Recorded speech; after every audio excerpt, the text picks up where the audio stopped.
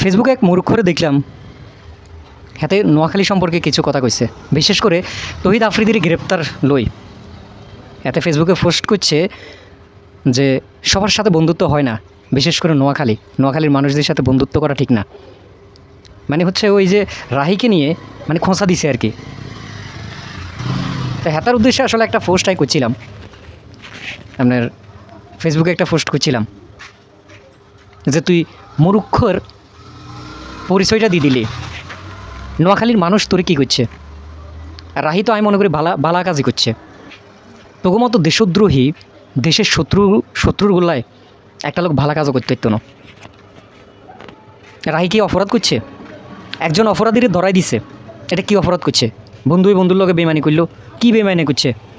সেটা একজন অপরাধীরে ধরাই দিছে।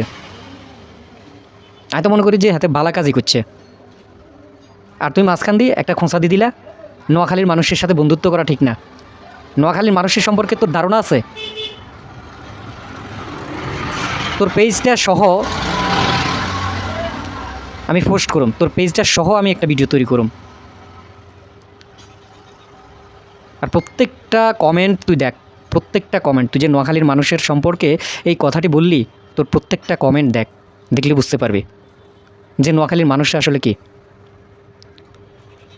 রাহি আফ্রিদির সাথে বেইমানি করছে, আফ্রিদি রাহির সাথে বেইমানি করছে। এখান পর্যন্ত তুই পোস্টটা করতে পারতি। তুই পোস্টটা এমনভাবে পোস্টটা করলি, পুরা নোয়াখালীর মানুষকে তুই কষ্ট দিলি, পুরা নোয়াখালীর মানুষকে তুই হেট করলি। নোয়াখালীর মানুষরা কী জিনিস তুই অনেক চিন্তাইলে না। যদি চিন্তাইতে নোয়াখালী মানুষের সম্পর্কে যদি তোর ধারণা থাকতো, এই পোস্টটা করতে না। এখন দেখো গালিগালাজ কারে কয়, কত প্রকার ও কী কী। তোর পেজটা থাকে কি না এটা অপেক্ষা করো।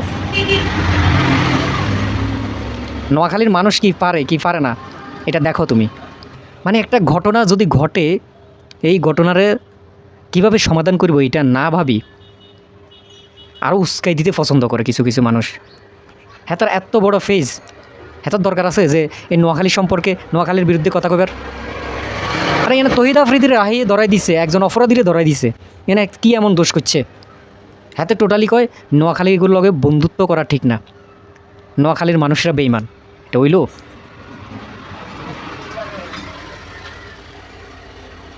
তার কি করা উচিত পুরা নোয়াখালীর মানুষ বলেন?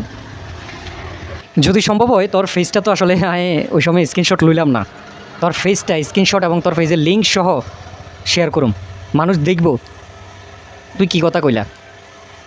নোয়াখালীর মানুষ খারাপ, তুই যে মূর্খ এটার প্রমাণ তুই দিয়ে দিছ তোর পোস্টে। এত বড় একটা পেজের অ্যাডমিন তুই, এখনও জানো না যে এখানে কী লিখতে হইব? সাবধান হয়ে যাবো।